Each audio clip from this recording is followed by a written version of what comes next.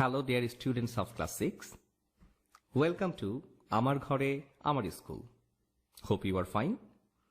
We are going to talk about possessives today. Are you excited to learn? Yes. After discussion of today's class, we will be able to, number 1, form possessive nouns.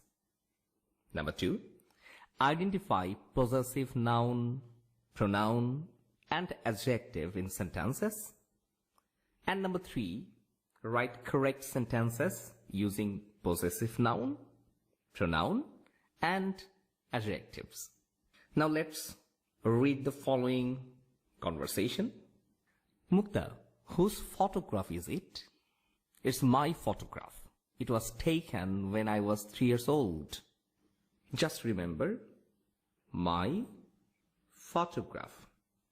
Let's see another conversation. Whose books did you borrow? I borrowed Mohima's books.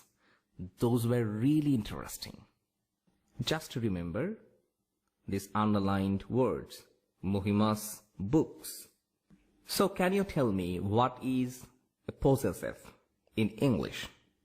Possessives are forms that we use to talk about possessions and relationships between things and people. Remember about possessions and relationships between things and people. Okay. So you may be wondering about why we need extra word forms to show possession or ownership. We can use such words as belong to, own by, for showing that something belongs to someone. Well, trust me, you need it. Let me give you an example. Let's say this is Mira and she owns this bicycle. So you can say the bicycle belonging to Mira is yellow. But that's pretty complicated and has made the sentence much longer. We have a better way to say that.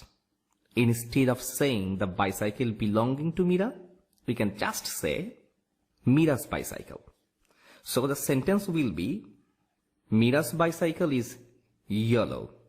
So we are expressing the ownership or relationship between Mira and the bicycle just with that little apostrophe s.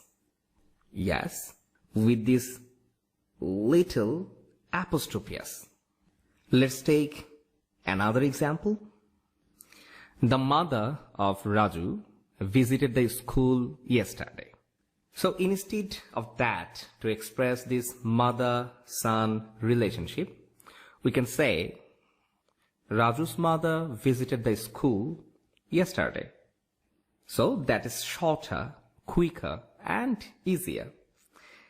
Here, Mira's and Raju's are the possessive. So you can guess now what we do to form a possessive. Yes, you're right. We just add an apostrophe s. But you know this is partly true. This rule applies only for possessive nouns. So what is possessive noun? A possessive noun is a noun which shows who or what has or owns something. Yes. In the first example, this bicycle belonged to Mira. Here, Mira is a noun. So an apostrophe and s were added to noun Mira, and that became a possessive noun. So let's see some example. So can you guess what we can say instead of the shirt that belongs to Babul? Yes, we can say Babul's t-shirt. Similarly, the result possessed by Asha will be Asha's result. Have you noticed all these examples have singular nouns? Yes. What happens with a plural noun when more than one person or thing owns something? Yes. So plural nouns ending in s show possession simply by adding the apostrophe rather than an apostrophe plus s. For example, the brother of the girls is short. Instead of that, you can say the girl's brother is short. Similarly, the house belonging to my parents is this. The possessive form will be, this is my parents' house. So, very easy. Now come to this point, plural nouns not ending in s. To make possessive form of plural nouns not ending in s or irregular plural nouns, we use apostrophe s. Remember, plural nouns not ending in s, we use apostrophe s to make it possessive. For example, the mother of the children is pretty. You can trade it for the children's mother is pretty. So here children is irregular plural noun. Again, instead of saying that shop is good for clothes of men, we can say that shop is good for men's clothes. Now let's do some practice. So after this discussion we can say noun with singular we add apostrophe plus s. Noun with plural ending in s or regular plural we add apostrophe, just apostrophe. And noun with irregular plural or not ending in s we add apostrophe plus s. But what happens when something belongs to a pronoun in a sentence? Or the subject of the sentence is a pronoun, like this or today's English class? This class belongs to you. So how do we transform it to show possession? Well, we use possessive pronouns and possessive adjectives in that case. Let's see. My, your, his, her, its, our, their. So these are called possessive adjectives because we use possessive adjectives to show something belongs to somebody. For example, this is my watch. Here, my is working as an adjective that modifies and describes watch. Similarly, our library is very big. For relations, like my mother is a doctor. How old is your brother? For parts of the body, Neetu has broken her leg. I need to wash my hair. Okay? So, dear students, now do some activity. Activity 1. Now read the following text and fill in the gaps with possessive adjectives. So this is the text. We need to fill in the gaps. Okay. Father came to this city 40 years ago. He was quite a young man then. Dash dream was to run a business here in this small town and live happily. It's difficult now to understand how small this city was 40 years ago. I cannot imagine Dash beauty either. Dash father brought all Dash family members in a rented house. Dash family moved from Dash village home. Can you think about Dash hopes and anxieties during the initial days? Okay. So now, let's solve. Dash father came to this city 40 years ago. So answer will be my father. My father came to this city 40 years ago. He was quite a young man then. Dash dream was to run a business here in this small town. Okay. Whose dream? My father's dream. So answer will be His. His dream was to run a business here. It's difficult now to understand how small this city was 40 years ago. I cannot imagine its beauty exactly. The beauty of this city, its beauty. Either dash father brought all family members. My father brought all our family members in a rented house. Dash family moved from our family. Our family moved from our village home. Can you think about dash hopes and anxieties? My father's hope, that means his. Can you think about his hopes and anxieties during the initial days? Exactly. I think you got the idea about possessive adjectives. Okay, now come to the possessive pronoun. So we use possessive pronouns in place of a noun to show possession or ownership. For example, this is my watch. So you can say, this watch is mine. This is your class. You can say, this class is yours.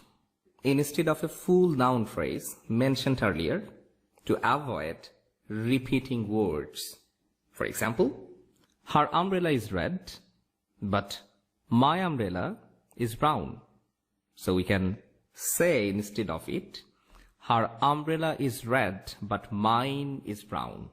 So we actually avoid the repeating words in these examples.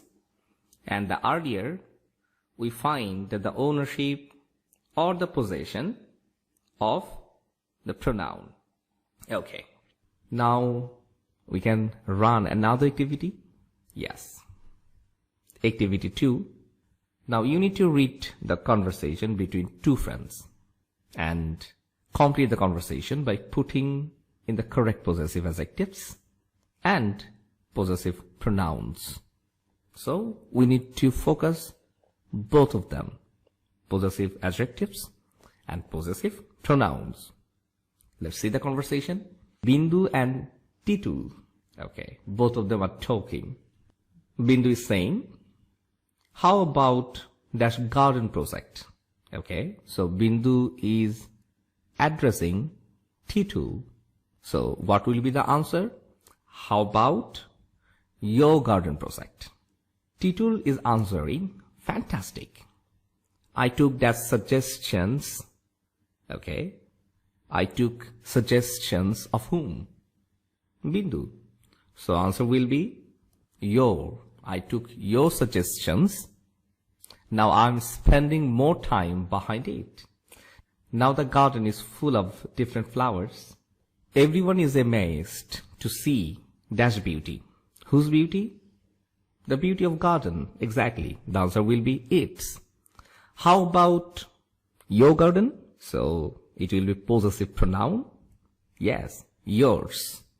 So we cut the repetition. Your garden. So garden is cut off. So then Bindu is saying dash is like yours. Yours means your garden. So here will be possessive pronoun. Mine. Mine is like yours. That means my garden is like your garden. But this time I have planted some new cactus. I'm inspired to see Lila's garden. The specialty of dash is, okay, specialty of whom? Yes, hers. That means Lila's garden. The specialty of hers is, it is full of white flowers and they are mostly local flowers. Now Titul is saying, did you go to, okay, bracket is here, use Ontora. That means the garden of Ontora. Did you go to Ontora's garden? Bindu is saying, not yet. Let us go to see them one day. After all, they are our friends. Exactly. I think in this activity, you have got more idea about possessive adjectives and possessive pronouns. Okay, let's go another activity. So activity 3. Mita and her brother Imran are going to meet their aunt's family at Satkira. Now you need to complete the conversation by putting correct possessive adjectives and possessive pronouns. So let's start. This is the conversation between Mita and Imran. Mita is saying, Imran, have you packed dash suitcase? So I think you get the idea. First answer, your suitcase. Have you packed your suitcase? Imran is saying, no sister, not yet. Have you done? That means, have you done your suitcase? So it will be possessive pronoun, yours. Yes, I have done dash yesterday. I have done my suitcase. So possessive pronoun again, mine. I have done mine yesterday. What things have you taken? So Mita is answering, I have taken some of I. I means we need to make possessive adjectives of I. So answer will be my clothes. Imran is saying, okay, the shirts are at the laundry. So whose shirts? Possessive adjectives. My shirts are at the laundry. Do you need to press some of yours? Exactly. Possessive pronoun, your shirts. Mita is answering, no, I have already done at home. Take sweater. So Mita is saying, take your sweater. Exactly. Possessive adjectives. It will be pretty cold at Satkira. Imran is answering, okay, I will take a sweater and here bracket Arman. That means the jacket of Arman. Answer will be Arman's jacket. Mita is answering, why? What happened to yours?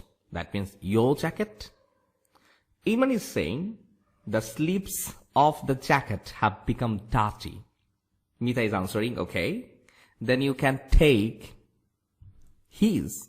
That means possessive pronoun. Mind you, this is not possessive adjective because he is same for possessive adjective and possessive pronoun. Exactly. Here the answer is possessive pronoun, his jacket. Imran is saying, what is the scheduled time of the train? Mita is answering, it is at 6 a.m. We have to start we. That means we need to make possessive adjective of we. The answer is our. Our journey from home before 5 a.m. So I think you get a better idea about possessive adjectives and possessive pronouns. So let's see what we have discussed so far.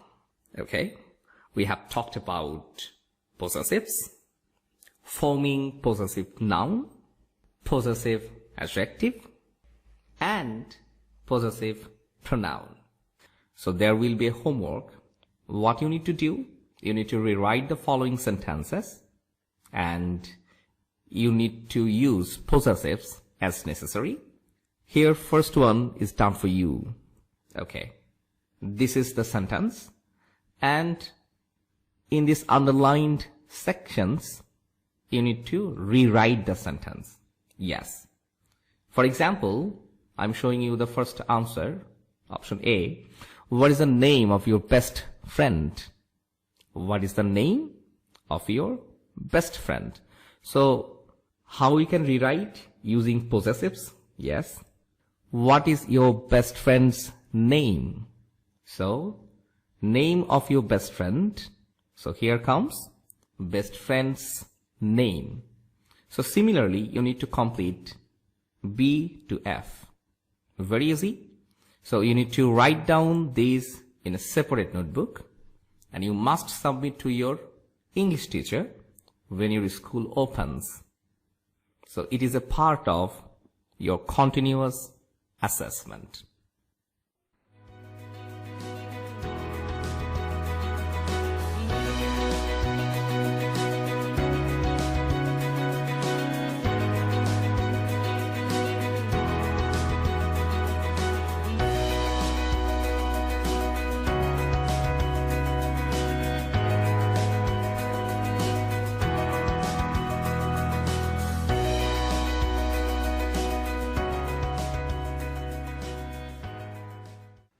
So follow the instructions of government and stay safe. Wash your hands again and again. সবাইকে স্বাগতম আমার ঘরে আমার school এই অনুষ্ঠানে। প্রিয় শিক্ষার্থীরা, আশা করি তোমরা সকলে ভালো আছো। আজকে তোমাদেরকে আমি মোহাম্মদ শরীফুল ইসলাম ক্লাস নেব বাংলা প্রথম পত্র অষ্টম শ্রেণী। এবারের সংগ্রাম স্বাধীনতা সংগ্রাম বঙ্গবন্ধু শেখ মুজিবুর রহমানের যে ঐতিহাসিক যে ভাষণটি তোমাদের অধ্যায়ে আছে, সেই অধ্যায় থেকে কিভাবে ভালো সৃজনশীল প্রশ্নের উত্তর লেখা যায় সে সম্পর্কে আমি তোমাদেরকে একটি ধারণা দেবার চেষ্টা করব। আমরা পরবর্তী স্লাইডে যাচ্ছি। প্রথমেই আমাদের যে বিষয়টি জানা দরকার, আমি শ্রদ্ধা জানাচ্ছি জাতির জনক বঙ্গবন্ধু শেখ মুজিবুর রহমানকে, যিনি স্বাধীন বাংলাদেশের স্থপতি। তাকে কেন্দ্র করেই বা তার যে 1971 সালের 7 মার্চের যে ঐতিহাসিক ভাষণ, সেই ঐতিহাসিক ভাষণকে কেন্দ্র করেই আমাদের এই অধ্যায়টি রচিত। অর্থাৎ একজন শিক্ষার্থী যখন কোনো একটি অধ্যায় পড়বে, পড়ার সময় সে অধ্যায়টা কি ধরনের হতে পারে, কোন বিষয়ের হতে পারে, সে সম্পর্কে তার একটি ধারণা থাকতে হবে। যদি একজন শিক্ষার্থীর এই সম্পর্কিত ধারণা থেকে থাকে, তাহলেই কিন্তু একজন শিক্ষার্থী সৃজনশীল প্রশ্নে ভালো উত্তর লিখতে পারবে। আমরা এই আজকের যে ক্লাসটি আছে, সেই ক্লাসে যে বিষয়টি আমরা দেখব সেটি হচ্ছে, বা এই ক্লাস থেকে আমরা কি লাভ করব, বা এই ক্লাসটা আমরা যদি দেখি তাহলে আমরা কি শিখতে পারবো, সেটা হচ্ছে বঙ্গবন্ধু 7 মার্চের ঐতিহাসিক ভাষণ সম্পর্কে বিশদ ধারণা লাভ করতে পারবো, এবং আজকের আলোচনা থেকে শিক্ষার্থীরা, ছাত্রছাত্রীরা সঠিকভাবে সৃজনশীল প্রশ্নের উত্তর লেখার একটা অভিজ্ঞতা লাভ করবে। একটি সৃজনশীল প্রশ্নে আমাকে ভালো করতে হলে কিছু পদ্ধতি অবলম্বন করতে হবে। শ্রেণীর পাঠে মনোযোগী হওয়া ও মেধাকে কাজে লাগানো, শ্রেণীর পাঠ চলাকালে এবং পাঠ শেষে প্রশ্ন করা, প্রতিটি বিষয়ের পুরো পাঠ্য বই ভালো করে পড়া, কেবলমাত্র মুখস্থ করা সৃজনশীল প্রশ্ন পদ্ধতির উদ্দেশ্য নয়। তাই শুধুমাত্র গাইড নির্ভর বই পড়ে তুমি যদি সৃজনশীল প্রশ্নের উত্তর লেখার চেষ্টা করো, তুমি কখনোই সেখানে ভালো নম্বর লাভ করতে পারবে না। এক্ষেত্রে তোমাকে যে কাজটি করতে হবে সেটি হচ্ছে মূল পাঠ্য বইটি খুব ভালো করে পড়তে হবে, এবং শুধুমাত্র বাংলা বিষয়ের ক্ষেত্রে নয়, যে কোনো বিষয়ের ক্ষেত্রেই তোমাকে মূল পাঠ্য বইটি যদি ভালো ধারণা থাকে, তবেই তুমি সৃজনশীল প্রশ্নে ভালো নম্বর পেতে পারো। পাঠ্য বইয়ের পরিবেশিত ধারণা ও তথ্যসমূহ নিজেদের চারপাশের জীবন ও পরিবেশের সাথে মিলিয়ে দেখতে হবে। এখানে যে কথাটি তোমার জন্য খুব গুরুত্বপূর্ণ সেটা হচ্ছে, তুমি যখন কোনো একটি জিনিস সম্পর্কে জানবে, তুমি যখন কোনো একটি জিনিস সম্পর্কে পড়বে, সেই পড়া বিষয়টিকে তুমি তোমার অভিজ্ঞতালব্ধ বিষয়ের সাথে মিলিয়ে নিবে, এবং এই মিলিয়ে নেওয়ার মধ্য দিয়েই তুমি কিন্তু সৃজনশীল প্রশ্নে একটি ভালো উত্তর লিখতে পারবে। নিজেদের বোধ ও চিন্তা শক্তি দিয়ে প্রশ্নের উত্তর করতে হবে। কাজেই শুধুমাত্র মুখস্থ নির্ভর হয়ে তুমি কিন্তু সৃজনশীল প্রশ্নে ভালো নম্বর পেতে পারো না। তোমাকে যে কাজটি করতে হবে সেটি হচ্ছে তোমার বোধ ও চিন্তা শক্তিকে এখানে কাজে লাগাতে হবে। পাঠ্য বইয়ে অনুশীলনী অংশে দেয়া সৃজনশীল প্রশ্নের উত্তর তোমাকে সঠিকভাবে অনুশীলন করতে হবে।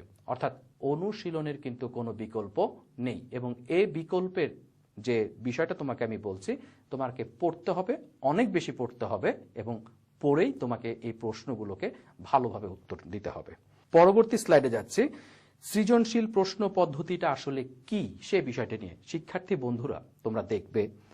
সৃজনশীলতা হচ্ছে এক ধরনের কর্মকাণ্ড যা মানুষের নতুন চিন্তা ভাবনাকে বাস্তবে রূপদান করে। এ ধরনের মানসিক আচরণ একজন ব্যক্তিকে নির্দিষ্ট সীমারেখার বাইরে যেতে অনুপ্রেরণা যোগায়। নির্দিষ্ট সীমারেখার বাইরে, বিষয়টি খুব গুরুত্বপূর্ণ। তোমাকে মাথায় রাখতে হবে যে তুমি যখন কোনো একটি অধ্যায় পড়ছো, সেই অধ্যায়ে বইয়ের দেওয়া যে ভাবনাগুলো আছে, যে তথ্যগুলো আছে, সেই তথ্যগুলোর বাইরে গিয়ে তোমাকে কিন্তু নিজস্ব ভাবনা চিন্তাকে কাজে লাগিয়ে নতুন করে প্রশ্নের উত্তর লিখতে হবে, এবং এক্ষেত্রে তোমাকে কয়েকটি কিওয়ার্ড মনে রাখতে হবে যা তোমাকে সৃজনশীল হতে সাহায্য করে। এটা হচ্ছে কেন। ধরো তুমি কোনো একটা তথ্য পড়লে, এই তথ্যটা কেন, এই প্রশ্নটা তোমার মধ্যে জাগতে হবে। এরপরে এর কারণ কি, এটি কিভাবে ব্যতিক্রম হতে পারে, এটা সম্ভাব্য বিকল্প কি হতে পারে, এটি সম্ভাব্য সমাধান কি হতে পারে, এই প্রশ্নগুলো তোমার মধ্যে যদি জাগে তাহলে কিন্তু তুমি খুব সুন্দরভাবে অধ্যায়টিকে উপলব্ধি করতে পারবে। এখন আমরা কিন্তু আগেই বলে নিয়েছি যে সৃজনশীল এমন একটি শিক্ষা পদ্ধতি যা তোমাকে কেবলমাত্র মুখস্থ নির্ভর শিক্ষা নয়, এর বাইরে গিয়ে কোনো কিছু ভাবতে, এর বাইরে গিয়ে কোনো কিছু চিন্তা করতে সাহায্য করবে। কাজেই আমরা পরবর্তী স্লাইডে যে জিনিসটি দেখতে পারবো, সৃজনশীল শিক্ষা পদ্ধতিতে একজন শিক্ষার্থী মুখস্থ উত্তর দেবে মাত্র 20 থেকে 30%। এটি মূলত জ্ঞান নির্ভর প্রশ্নের উপরেই নির্ভরশীল এবং বাকি উত্তরের জন্য তোমাকে চিন্তা করতে হবে, কল্পনা করতে হবে, তোমাকে জিনিসটাকে খুব ভালো করে উপলব্ধি করতে হবে, যেটাকে আমরা বলেছি অনুধাবন করতে হবে, এবং পুরনো ক্ষেত্রের সাথে নতুন ক্ষেত্রের তোমার একটি তুলনা করতে হবে। তোমরা এই পয়েন্টসগুলো খাতায় একটু সন্নিবেশ করে নাও, কারণ তোমাকে মনে রাখতে হবে যে একটা প্রশ্নের উত্তর লেখার ক্ষেত্রে তোমাকে কিছু কাজ করতে হবে, সেটা হচ্ছে কিছু জিনিস মুখস্থ, এর বাইরে তোমাকে উপলব্ধি করতে হবে, তোমাকে ভাবতে হবে এবং দুটো পরিস্থিতির মধ্যে তুলনা করতে হবে। এই বিষয়টাই কিন্তু সৃজনশীল প্রশ্নে তোমাকে ভালো নম্বর অর্জনের ক্ষেত্রে সাহায্য করবে। আমরা পরবর্তী স্লাইডে দেখব বেঞ্জামিন ব্লুম মানুষের যে জ্ঞানের স্তর আছে সেই জ্ঞানের স্তরকে 6টি ভাগে ভাগ করেছিলেন। সেই 6টি ভাগ হচ্ছে জ্ঞান, অনুধাবন, প্রয়োগ, বিশ্লেষণ, সংশ্লেষণ এবং মূল্যায়ন। এই বিষয়টার আলোকে আমাদের সৃজনশীল প্রশ্ন পদ্ধতিতে নিম্নলিখিত শ্রেণী বিভাগ করা হয়েছে। একটা হচ্ছে বদ্ধ প্রশ্ন, আর একটা হচ্ছে মুক্ত প্রশ্ন। এই বিষয়গুলোকে আমরা যে 4টি স্তরের মধ্যে পাই, সেই 4টি স্তর হচ্ছে জ্ঞান স্তর, অনুধাবন স্তর, প্রয়োগ স্তর এবং উচ্চতর দক্ষতা, বা এই 4টি জিনিস কিন্তু আমরা এখানে পেই। আমরা পরবর্তী যে স্লাইডটি আছে এই স্লাইডটিতে জ্ঞান স্তর সম্পর্কে জানতে পারবো। জ্ঞান স্তর হচ্ছে চিন্তন দক্ষতার সর্বনিম্ন স্তর। এর অর্থ পূর্বে জানা কোনো কিছুকে স্মরণ করা। প্রিয় শিক্ষার্থীরা, তোমরা মনে রাখবে যে এক্ষেত্রে তোমাকে খুব ভালো করে পাঠ্য বইয়ের বিভিন্ন তথ্যগুলোকে শিখতে হবে, জানতে হবে। তুমি যদি খুব ভালো করে এই তথ্যগুলো সম্পর্কে জানো, শেখো, তাহলেই কিন্তু জ্ঞানমূলক প্রশ্নের তুমি সুন্দর উত্তর দিতে পারবে। এখন জ্ঞান স্তরে যে প্রশ্নগুলো সাধারণত ব্যবহার করা হয় সেই প্রশ্নগুলো হচ্ছে কে, কি, কখন, কোথায়, কাকে বলে। এ ধরনের প্রশ্নগুলো এখানে থেকে থাকে। তুমি ইচ্ছা করলে শুধুমাত্র একটি ওয়ার্ডে এবং অথবা একটি বাক্যে পূর্ণ উত্তর লিখতে পারো, বাংলার ক্ষেত্রে, অন্য বিষয়গুলোর ক্ষেত্রে আলাদা। এখন এক্ষেত্রে তোমাকে মনে রাখতে হবে যে তুমি যাই উত্তর দাও না কেন, তোমার যদি উত্তর নির্ভুল হয়ে থাকে তুমি সেক্ষেত্রে পূর্ণ নম্বর পাবে, এবং উত্তরে যদি কোনো ভুল থাকে, বানানে যদি কোনো ভুল থাকে, তাহলে কিন্তু তুমি কোনো নম্বর পাবে না। সেক্ষেত্রে জ্ঞানমূলক প্রশ্নের উত্তর দেওয়ার ক্ষেত্রে তোমাকে অনেক বেশি সচেতন থাকতে হবে। পরবর্তী স্লাইডে যাচ্ছি। অনুধাবন স্তরে কি প্রশ্ন থাকে? অনুধাবন হচ্ছে কোনো বিষয়ের অর্থ বোঝার ক্ষমতা, অর্থাৎ তুমি একটা বিষয় সম্পর্কে পড়লে এবং সেটা পড়ে তুমি কি বুঝতে পারলে, সেই জিনিসটাই হচ্ছে অনুধাবন। তা হতে পারে তথ্য, নীতিমালা, সূত্র, নিয়ম, পদ্ধতি, প্রক্রিয়া ইত্যাদি। এখন এখানে এই অংশের জন্য তোমার যে নম্বর বরাদ্দ আছে সেই নম্বর হচ্ছে হলো 2।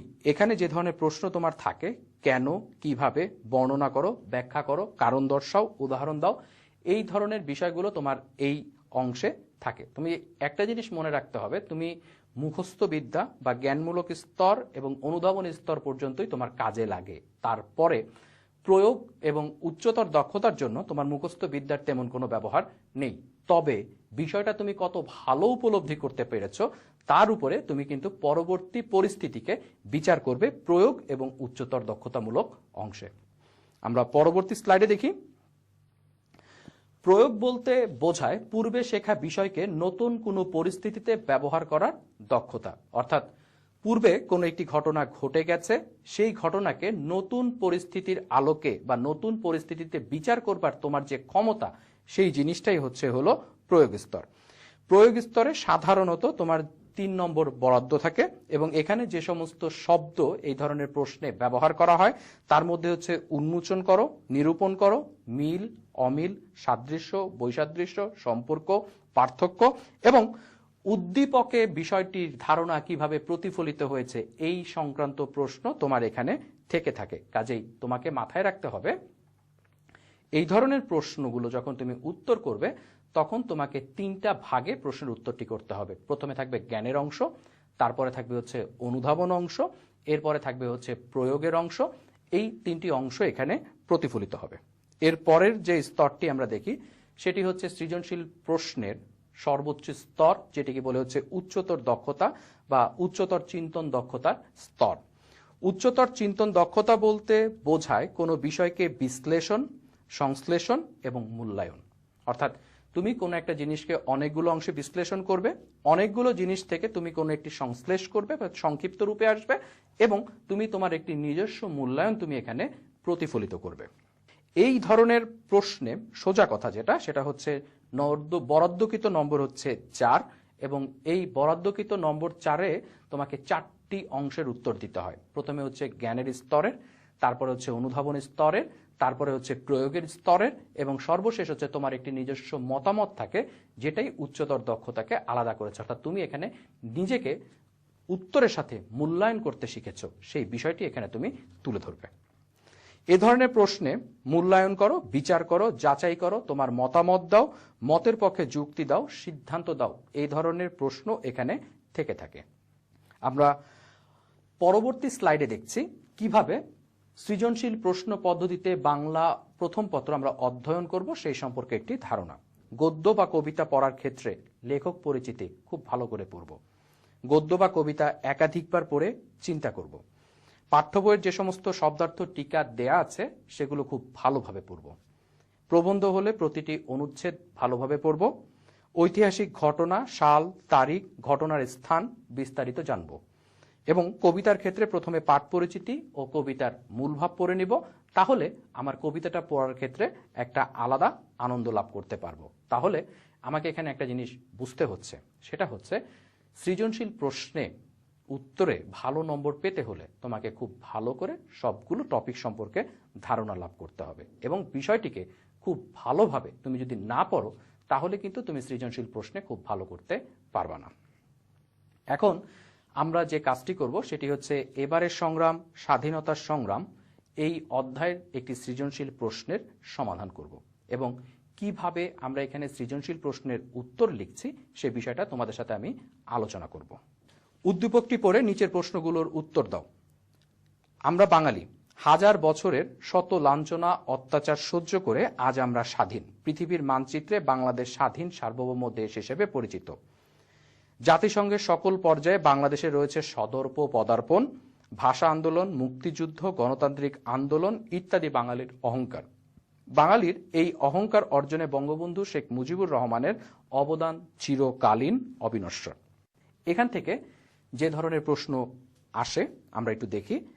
বঙ্গবন্ধু শেখ মুজিবুর রহমানের জন্ম কোন সালে? এখানে তোমাকে প্রথমেই যেটা হচ্ছে তোমার সম্পূর্ণ জ্ঞান নির্ভর একটি প্রশ্ন দেওয়া আছে, সেটি হচ্ছে যে কত সালে বঙ্গবন্ধু শেখ মুজিবুর রহমান জন্মগ্রহণ করেছেন। এটা হচ্ছে 1920 সালে, আমরা এটা খুব ভালো করেই জানি। এরপরে আসো, আমি প্রধানমন্ত্রিত্ব চাই না, কেন এই অনিচ্ছা? এখানে তোমার কাছে একটি ব্যাখ্যা জানতে চাওয়া হয়েছে। সৃজনশীল প্রশ্নের এই খ নাম্বারে যে অনুধাবন যে প্রশ্নগুলো থাকে, আমরা স্ক্রিনে যে প্রশ্নটা দেখছি সেখানে দেখো তোমার কাছে একটা ব্যাখ্যা জানতে চাওয়া হচ্ছে। এই ব্যাখ্যাটা তোমাকে করতে হবে। এই ব্যাখ্যা করার ক্ষেত্রে তোমাকে প্রথমে জ্ঞানের অংশকে ব্যাখ্যা করতে হবে, এরপরে তোমাকে অনুধাবন একটি অংশ করতে হবে। গ নাম্বার প্রশ্ন, বঙ্গবন্ধু শেখ মুজিবুর রহমানের 7 মার্চের ভাষণের প্রেক্ষাপট কি? উদ্দীপকের আলোকে লিখো। এখানে কিন্তু দেখো তুমি এতক্ষণ পাঠ্য বইয়ের যে ধারণাটি তোমার ছিল সেই ধারণার সাথে সম্পর্ক রেখে সম্পূর্ণ নতুন একটি বিষয়কে এখানে তোমাকে তুলনা করতে বলা হয়েছে। উদ্দীপকটা সম্পর্কে তুমি কিন্তু আগে থেকে জানতে না। এই উদ্দীপকের সাথে তোমার পাঠ্য যে অধ্যায়টি আছে সেই অধ্যায়টি তুমি এখানে জানছো। এবং ঘ নাম্বার, যেখানে তোমার একটি মত জানতে চাওয়া হচ্ছে, একটু প্রশ্নটা আমরা দেখি। 7 মার্চের ভাষণের তাৎপর্য বর্ণনা করো। আমরা আগেই বলেছিলাম যে ঘ নাম্বারের প্রশ্নে তোমার একটি মতামত জানতে চাওয়া হয়, এখানে তোমার সেই মতামতটি জানতে চাওয়া হচ্ছে। আচ্ছা, এই নমুনা প্রশ্নটিকে আমরা কিভাবে লিখতে পারি তার একটি নমুনা উত্তর আমরা পরবর্তীতে দিয়েছি। একটু খেয়াল করো, 1 নাম্বার প্রশ্নের যে উত্তরটি স্ক্রিনে এসেছে সেটি হচ্ছে জাতির জনক বঙ্গবন্ধু শেখ মুজিবুর রহমান 1920 সালের 17 মার্চ জন্মগ্রহণ করেন। এখানে একটি পূর্ণাঙ্গ উত্তর দেওয়া আছে, এবং তুমি যদি এভাবে এই উত্তরটি লিখো আশা করি তুমি পূর্ণ নম্বর পাবে।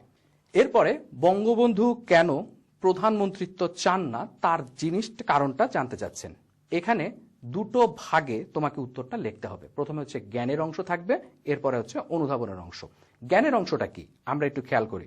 এদেশের মানুষের মুক্তি ও অধিকার প্রতিষ্ঠা না হওয়া পর্যন্ত বঙ্গবন্ধু প্রধানমন্ত্রিত্ব চান না, এটি হচ্ছে জ্ঞানের লাইন। এখন এই জ্ঞানের লাইনটিকে তুমি আবার বিস্তৃত ব্যাখ্যা করবে।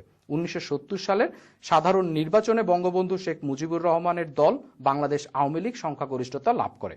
নিয়ম অনুসারে বঙ্গবন্ধু পাকিস্তানের প্রধানমন্ত্রী হওয়ার কথা, কিন্তু পাকিস্তানি সরকার নানা কারণ দেখিয়ে সংসদ অধিবেশন ডাকতে বিলম্ব করে। তৎকালীন পাকিস্তানি প্রেসিডেন্ট প্রথমে 3 মার্চ সংসদ অধিবেশন আহ্বান করেন এবং কোনো কারণ ছাড়া 3 মার্চে সংসদ অধিবেশন বন্ধ করা হয় এবং তা বলা হয় 25শে মার্চ। বঙ্গবন্ধু চেয়েছিলেন বাংলার মানুষের অধিকার, তাই যতদিন এই অধিকার প্রতিষ্ঠা না পাবে বঙ্গবন্ধু ততদিন ক্ষমতায় অধিষ্ঠিত হবেন না।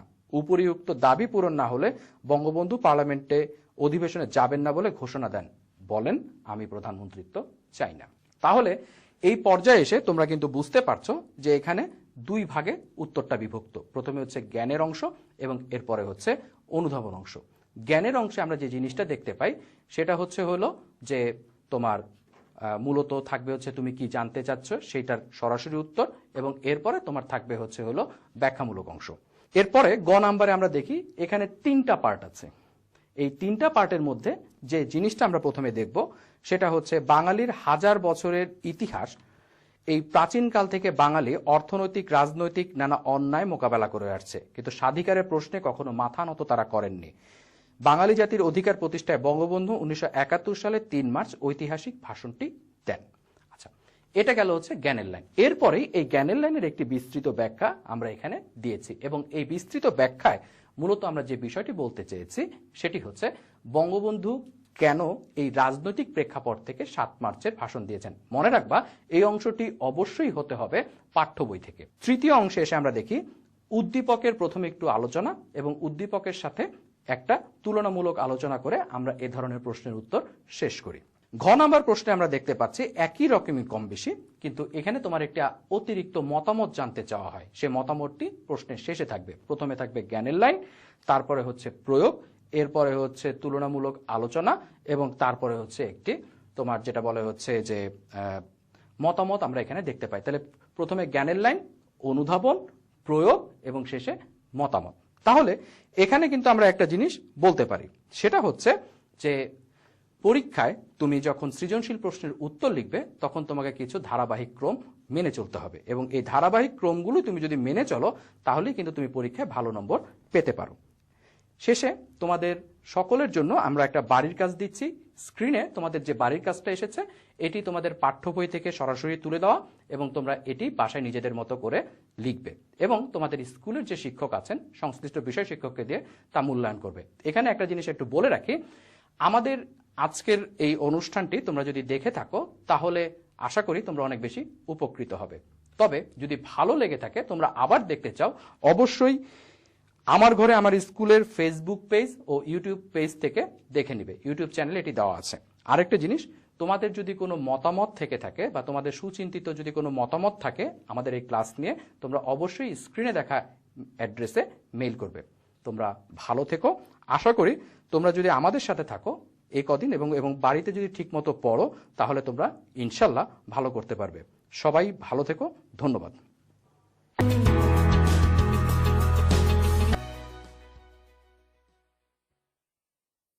প্রিয় নবম শ্রেণীর শিক্ষার্থীরা, আশা করি সবাই ভালো আছো।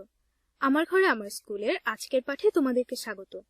আজকে আমরা গণিতের দ্বিতীয় অধ্যায় সেট ও ফাংশন থেকে সেটের ধারণা, সেট প্রকাশের পদ্ধতি এবং সেট পরিচিতি নিয়ে আলোচনা করব। আজকের পাঠ শেষে আমরা সেট ও উপসেটের ধারণা ব্যাখ্যা করে প্রতীকের সাহায্যে প্রকাশ করতে পারব, সেট প্রকাশের পদ্ধতি বর্ণনা করতে পারব, অসীম সেট ব্যাখ্যা করতে পারব এবং সসীম ও অসীম সেটের পার্থক্য নিরূপণ করতে পারব, সেটের সমতা ও অন্তরের ধারণা ব্যাখ্যা করতে পারব। সেট শব্দটির সাথে নিশ্চয়ই আমরা সবাই পরিচিত। যেমন ধরো, এটি হলো একটি রঙিন কলমের সেট, যেখানে অনেকগুলো কলম আছে তবে ভিন্ন ভিন্ন রঙের, অর্থাৎ এদের মধ্যে পার্থক্য থাকলেও এরা একটি সেটের অন্তর্ভুক্ত, আর সেটি হলো রঙিন কলমের সেট। আবার যেমন ধরো তোমার জ্যামিতি বক্সে বিভিন্ন ধরনের সরঞ্জামের একটি সেট থাকে, এরকম আরো বিভিন্ন কিছুর সেট হতে পারে। গণিতেও মূলত সেটের এই ধারণাই ব্যবহার করা হয়। সেট হলো আসলে কতগুলো বস্তুর একটি সমাবেশ। তবে সেট হতে হলে এই সমাবেশের দুটি বৈশিষ্ট্য থাকতে হবে। একটি হলো একই সেটের অন্তর্ভুক্ত বস্তুগুলোর মধ্যে কোনো না কোনো সম্পর্ক থাকতে হবে। যেমন দেখো, এখানে সবগুলো ভিন্ন রঙের হলেও সবগুলো বস্তুই কিন্তু কলম, অর্থাৎ একই সেটের অন্তর্ভুক্ত বস্তুগুলোর মধ্যে একটি নির্দিষ্ট সম্পর্ক থাকতে হবে। সেট হতে হলে এই সমাবেশের আরেকটি বৈশিষ্ট্য থাকতে হবে, সেটি হলো বস্তুগুলোকে সুসংজ্ঞায়িত হতে হবে। যেমন দেখো, এখানে বস্তুগুলো সংজ্ঞায়িত, কারণ আমরা সবাই জানি এগুলো হলো কলম। তাহলে সেট হলো কতগুলো বস্তুর সমাবেশ যাদের নিজেদের মধ্যে একটি সম্পর্ক আছে এবং যেগুলো সুসংজ্ঞায়িত। এখন চলো দেখি গণিতে এই ধারণাকে আমরা কিভাবে প্রকাশ করতে পারি। সাধারণত ইংরেজি বড় হাতের অক্ষর দিয়ে সেট প্রকাশ করা হয়। যেমন ধরো, আমি যদি তোমাকে বলি 1 থেকে 10-এর মধ্যে বেজোড় সংখ্যাগুলোর একটি সেট তৈরি করো, তাহলে তুমি কিভাবে লিখবে? প্রথমেই বেজোড় সংখ্যাগুলো কি কি তাই আগে দেখতে হবে। 1 থেকে 10-এর মধ্যে বেজোড় সংখ্যাগুলো হলো 1, 3, 5, 7 এবং 9। তো এদেরকে আমরা কিভাবে সেট আকারে প্রকাশ করব? সাধারণত ইংরেজি বড় হাতের অক্ষর দিয়ে সেট প্রকাশ করা হয়। তো আমরা এই সেটের যে কোনো একটি নাম দিতে পারি। মনে করো এর নাম দিলাম আমি সেট এ। এখন সেট এ এর মধ্যে 1, 3, 5, 7, 9 এই সংখ্যাগুলো আছে। তো একে আমরা এভাবে লিখব, সেট এ সমান 1, 3, 5, 7, 9। দেখো, সেট এর মধ্যে যে সংখ্যাগুলো আছে তাদেরকে আমি দ্বিতীয় বন্ধনীর মাঝে লিখেছি। সাধারণত এভাবে দ্বিতীয় বন্ধনী ব্যবহার করেই সেট প্রকাশ করা হয়। এখন দেখো, এই যে 1, 3, 5, 7, 9 এগুলো সেট এতে আছে, এগুলোকে বলা হয় সেট এর উপাদান।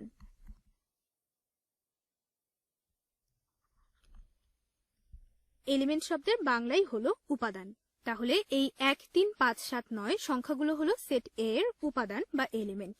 অর্থাৎ এই 1, 3, 5, 7, 9 এগুলো নিয়েই সেট এ গঠিত, তাই এগুলো হলো সেট এর উপাদান।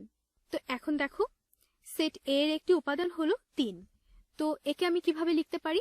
আমরা লিখি যে 3 belongs to সেট এ। তার মানে হলো সেট এর একটি উপাদান 3। আবার মনে করো, যদি আমি 4 এর কথা বলতে চাই, দেখো 4 কিন্তু সেট এর উপাদান নয়। একে আমরা এভাবে লিখি 4 does not belong to set A. তার মানে 4 সেট এ এর উপাদান নয়। তাহলে এভাবে আমরা ইংরেজি বড় হাতের অক্ষর দিয়ে সেট প্রকাশ করি এবং দ্বিতীয় বন্ধনীর মাঝে সেটের উপাদানগুলোকে লিখে সেট প্রকাশ করি। কিন্তু সেট প্রকাশের এটাই একমাত্র পদ্ধতি নয়। সেট প্রকাশের আসলে 2 ধরনের পদ্ধতি আছে। চলো তাহলে দেখি আরেকটি পদ্ধতি কেমন। সেট প্রকাশের পদ্ধতি আসলে 2টি। একটি হলো তালিকা পদ্ধতি আর অন্যটি হলো সেট গঠন পদ্ধতি। এতক্ষণ আমরা যেভাবে সেটকে প্রকাশ করলাম সেটিই হলো সেট প্রকাশের তালিকা পদ্ধতি। যেমন দেখো, সেট এ কে আমরা লিখেছিলাম এ সমান দ্বিতীয় বন্ধনীর মাঝে সেট এর উপাদানগুলো লিখেছিলাম। সেট এর উপাদানগুলো হলো 1 থেকে 10-এর মধ্যে বেজোড় সংখ্যা। তাহলে সেট এর উপাদানগুলো ছিল 1, 3, 5, 7, 9। অর্থাৎ আমরা এখানে সেটের উপাদানগুলোর একটি তালিকা তৈরি করে সেটকে প্রকাশ করলাম। তাহলে সেট গঠন পদ্ধতি কেমন? সেট গঠন পদ্ধতিতে সেটের সবগুলো উপাদান না লিখে আমরা এদের একটি সাধারণ ধর্ম লিখি। সাধারণ ধর্ম অর্থাৎ সেটের উপাদানগুলোর মধ্যে যে সাধারণ ধর্ম আছে সেট গঠন পদ্ধতিতে আমরা সেটিই লিখি। তো এই সেটটিকে যদি আমরা সেট গঠন পদ্ধতি অনুসারে লিখতে চাই তাহলে কিভাবে লিখতে হবে? দেখো, সেট এ সমান হলো a সমান x such that x স্বাভাবিক বিজোড় সংখ্যা, স্বাভাবিক বিজোড় সংখ্যা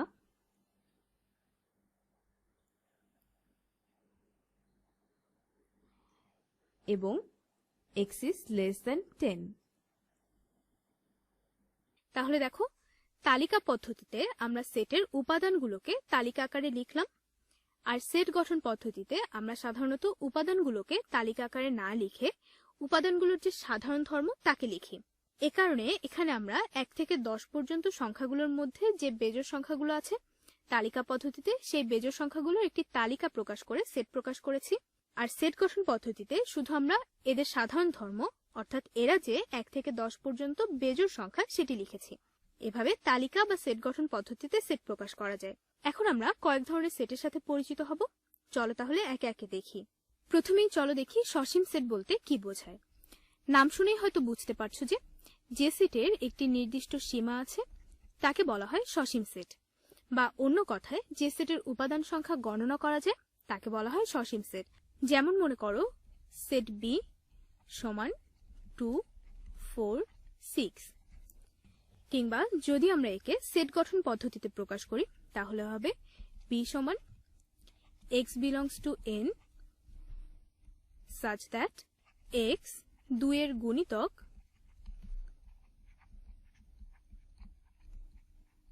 এবং 6 এর সমান বা 6 থেকে ছোট। দেখো এখানে আমরা এই সেটে কয়টি উপাদান আছে তা গুনতে পারি।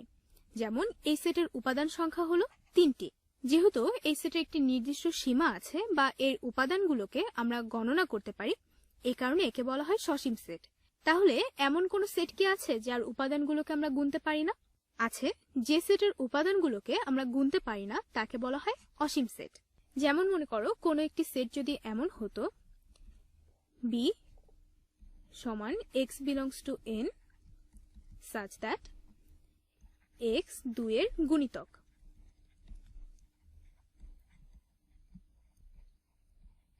দেখো এখানে 2 এর অসীম সংখ্যক গুণিতক থাকতে পারে।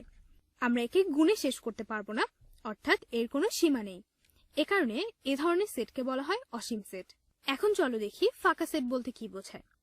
খুব সহজ একটি বিষয়। যে সেটের কোনো উপাদান নেই তাকে বলা হয় ফাঁকা সেট। একে এই চিহ্ন দ্বারা প্রকাশ করা হয়। তো ফাঁকা সেট কেমন হতে পারে? মনে করো আমি বললাম একটি সেট P সমান হলো x belongs to n such that x 22 থেকে বড় এবং 23 থেকে ছোট। অর্থাৎ P সেটের উপাদান হলো এমন কোনো স্বাভাবিক সংখ্যা যা 22 থেকে বড় কিন্তু 23 থেকে ছোট। যেহেতু 22 এবং 23 এর মধ্যে কোনো স্বাভাবিক সংখ্যা নেই, তাই আমরা বলতে পারি যে এই সেটের কোনো উপাদান নেই। অর্থাৎ এই সেটটি হলো একটি ফাঁকা সেট। এখন আমরা আরেকটি ধারণা নিয়ে আলোচনা করব, সেটি হলো ভেন চিত্র। অনেক সময় সেটকে বিভিন্ন জ্যামিতিক চিত্রের মাধ্যমে প্রকাশ করা হয়।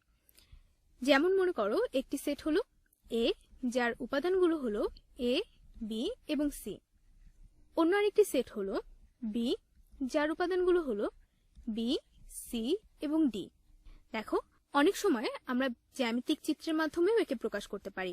ধরো এই বৃত্তটি হলো সেট A যার উপাদানগুলো হলো A, B এবং C। আবার একইভাবে সেট B কেও আমরা প্রকাশ করতে পারি। ধরো এই বৃত্তটি হলো সেট B যার উপাদানগুলো হলো B, C এবং D।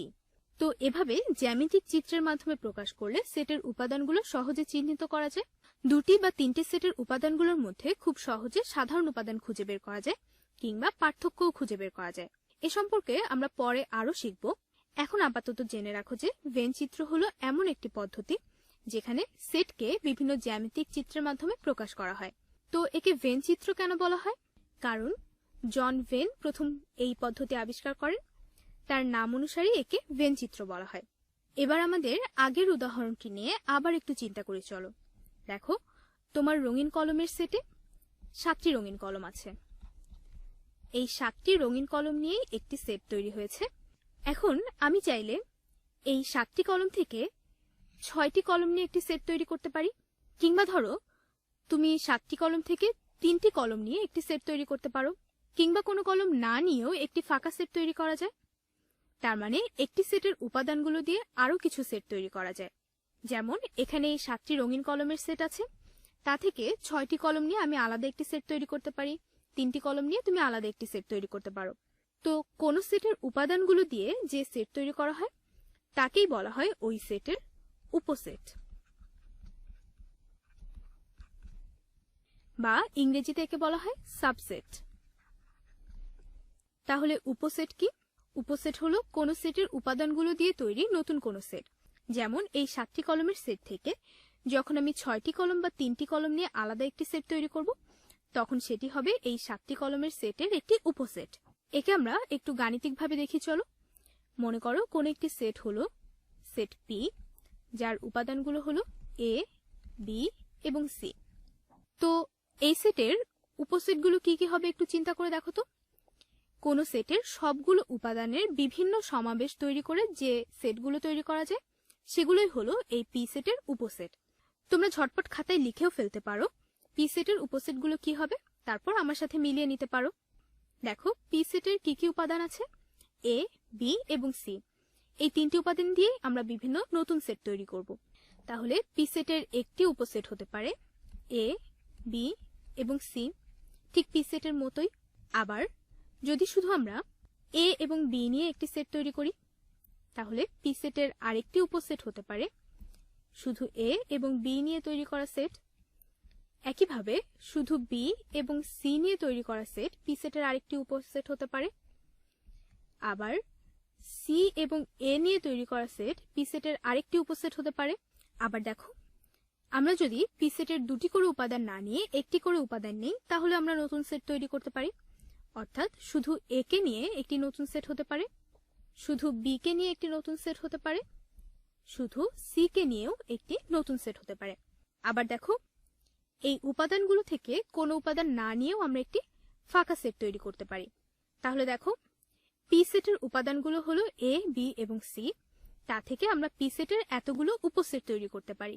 উপসেট প্রকাশ করার আবার একটি বিশেষ চিহ্ন আছে। চিহ্নটি হলো এরকম। যেমন ধরো, আমি যদি বলি সেট কিউ সমান হলো এ, বি।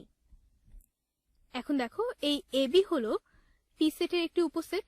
তাহলে আমরা একে এভাবে লিখতে পারি, Q set is a subset of P set. অর্থাৎ কিউ সেট হলো পি সেটের একটি উপসেট। একইভাবে যদি আমি লিখি সেট আর সমান হলো বি, সি, তাহলে দেখো এই সেট আরও পি সেটের একটি উপসেট। তাহলে একেও আমরা লিখতে পারি R is a subset of set P. অর্থাৎ আর হলো পি সেটের একটি উপসেট। তাহলে কোন সেটের উপাদানগুলো নিয়ে যেসব নতুন সেট তৈরি করা যায়, সেগুলোই হলো ওই সেটের উপসেট। আবার কিছু কিছু উপসেটকে আমরা বলি প্রকৃত উপসেট। প্রকৃত উপসেটের ধারণা খুবই সহজ। মূলত কোন সেটের উপাদানগুলোর মধ্যে যে সেটের উপাদান সংখ্যা প্রদত্ত সেটের উপাদান সংখ্যার চেয়ে কম হয়, সেগুলোই হলো প্রকৃত উপসেট। শুনতে কি জটিল মনে হচ্ছে? এই উদাহরণটি দেখলেই বুঝতে পারবে ব্যাপারটি আসলে মোটেও জটিল নয়। যেমন দেখো, এখানে পি সেটের উপাদানগুলো হলো এ, বি এবং সি। তাহলে পি সেটের মোট 3টি উপাদান আছে। প্রকৃত উপসেট হলো পি সেটের সেই সব উপসেট যাদের উপাদান সংখ্যা 3-এর চেয়ে কম হবে। তাহলে দেখো, এ বি নিয়ে গঠিত সেটটি হবে পি সেটের একটি প্রকৃত উপসেট, বি সি নিয়ে গঠিত সেটটি পি সেটের একটি প্রকৃত উপসেট, সি এ নিয়ে গঠিত সেটটি পি সেটের একটি প্রকৃত উপসেট। একইভাবে শুধু এ, শুধু বি, শুধু সি নিয়ে গঠিত সেটগুলো পি সেটের প্রকৃত উপসেট, কারণ এই প্রতিটি সেটেরই উপাদান সংখ্যা পি সেটের উপাদান সংখ্যার থেকে কম। এখন আরেকটি ব্যাপার খেয়াল করো, ফাঁকা সেট কিন্তু যে কোনো সেটেই আছে, তাই ফাঁকা সেট হলো সব সেটেরই উপসেট। কিন্তু আবার ফাঁকা সেটের উপাদান সংখ্যা প্রদত্ত সেটের উপাদান সংখ্যার চেয়ে সবসময় কম হয়, তাই ফাঁকা সেট আসলে সকল সেটের প্রকৃত উপসেট। এখানে আরেকটি ব্যাপার খেয়াল করো, সেটি হলো এই সেটের উপাদান 3টি আর উপসেট কয়টি? 1, 2, 3, 4, 5, 6, 7, 8। অর্থাৎ পি সেটের উপসেট সংখ্যা হলো 8টি। খেয়াল করে দেখো, পি সেটের উপাদান সংখ্যার সাথে পি সেটের উপসেট সংখ্যা সম্পর্কিত। কিভাবে? যদি আমি 2 এর ঘাত হিসেবে পি সেটের উপাদান সংখ্যাকে লিখি, অর্থাৎ 2 এর ঘাত যদি 3 হয়, তাহলে পি সেটের উপসেট সংখ্যা পাই, কারণ 2 এর ঘাত 3 হলে তা 8-এর সমান হয়। তুমি হয়তো ভাবতে পারো যে প্রতি ক্ষেত্রেই কি এমন হবে? হ্যাঁ, সবসময় এমন হবে। সবসময়ই সেটের উপসেট সংখ্যা হবে 2 এর ঘাত সেটের উপাদান সংখ্যা হলে যত হয় তত। এখানে যেহেতু সেটের উপাদান সংখ্যা 3, তাই 2 এর ঘাত আমরা 3 লিখেছি, আর তা হয়েছে এই পি সেটের উপসেট সংখ্যার সমান। তাহলে যদি কোন সেটের উপাদান সংখ্যা 4 হয়, তাহলে তার উপসেট সংখ্যা হবে 2 এর ঘাত 4 হলে তার যত হয় তত। 2 এর ঘাত 4 হলে তার মান হয় 16। অর্থাৎ কোন সেটের উপাদান সংখ্যা যদি 4টি হয়, তাহলে তার 16টি উপসেট থাকবে। একইভাবে কোন সেটের উপাদান সংখ্যা যদি nটি হয়, তাহলে 2 এর ঘাত হবে n, আর এই 2 টু দি পাওয়ার n হবে সেটের উপসেটের সংখ্যা। তাহলে প্রকৃত উপসেটের ক্ষেত্রে কি হবে? দেখো, প্রকৃত উপসেটে সবসময় একটি সেট কম থাকে, তাই কোন সেটের উপসেট সংখ্যা যদি হয় 2 টু দি পাওয়ার n, তাহলে তার প্রকৃত উপসেট সংখ্যা হবে 2 to the power n minus 1, কারণ প্রকৃত উপসেটের সংখ্যা সবসময় উপসেটের সংখ্যা থেকে একটি কম থাকে। এখন আমরা আরেকটি ধারণা নিয়ে আলোচনা করি, চলো। সেটি হলো সেটের সমতা। কখন দুটি সেট সমান হয় চিন্তা করে দেখো তো। যখন দুটি সেটের উপাদান একই হয়। যেমন মনে করো সেট m সমান হলো a, b এবং c। আবার ধরো সেট n সমান হলো a, b এবং c। দেখো, সেট m এবং সেট n এর উপাদানগুলো একই, এ কারণে আমরা বলতে পারি সেট m সমান সেট n। অর্থাৎ যখন দুটি সেটের উপাদান একই হয় তখন সেট দুটি সমান হয়। এখন খেয়াল করো, একে এভাবে বলা যেতে পারে যে দুটি সেট তখনই সমান হবে যখন m is a subset of n হবে এবং n is a subset of m হবে। অর্থাৎ দুটি সেট সমান হলে এরা একে অপরের উপসেট হবে। আবার যদি দুটি সেট এমন হয় যে, ধরো সেট p সমান হলো a, a, b, c, c। আবার সেট q সমান হলো a, c, c, b, a। দেখো, এখানে p সেটের এবং q সেটের উপাদানগুলো আসলে সেট m এবং সেট n এর উপাদানগুলোর মতোই, তবে এখানে পুনরাবৃত্তি আছে এবং এদের ক্রম পরিবর্তন হয়েছে। যদি কোনো সেটের উপাদানগুলোর ক্রম পরিবর্তন হয় কিংবা যদি এদের পুনরাবৃত্তি থাকে, তাহলেও সেই সেটগুলো পরস্পর সমান হবে। অর্থাৎ সেট p এবং সেট q পরস্পর সমান। আবার এই সেটগুলো সেট m এবং সেট n এরও সমান। তাহলে আবারও বলছি, কোন সেটের উপাদানগুলোর যদি ক্রম পরিবর্তিত হয় কিংবা এদের পুনরাবৃত্তি থাকে, তাহলেও সেটগুলো পরস্পর সমান হবে। এই পুরো ধারণাটিকে বলা হয় সেটের সমতা। এখন চলো দেখি সেটের অন্তর বলতে কি বোঝায়। সেটের অন্তর মানে হলো আসলে দুটি সেটের পার্থক্য। একটি উদাহরণের সাহায্যে বললে বুঝতে সুবিধা হবে। যেমন ধরো, কোনো একটি সেট, সেট a সমান হলো p, q, r, s। আবার মনে করো আরেকটি সেট b, সেট b সমান হলো p, s। তাহলে দেখো এদের অন্তর কি হবে। অন্তরকে এভাবে লেখা হয় a বিয়োগ b, বা একে এভাবেও লেখা হতে পারে a বাদ b। তাহলে এই দুটি পদ্ধতির যে কোনো একভাবেই তুমি অন্তরকে প্রকাশ করতে পারো। এখন দেখো সেট a এবং সেট b এর অন্তর কি হবে। a বাদ b সমান হলো, সেট a এর উপাদানগুলোকে লিখি p, q, r, s, বিয়োগ সেট b এর উপাদানগুলো লিখি p, s। এখন তাহলে দেখো সেট a এর উপাদানগুলো থেকে সেট b এর উপাদানগুলোকে বাদ দিলে কি কি থাকে। এখানে বাকি থাকে q এবং r।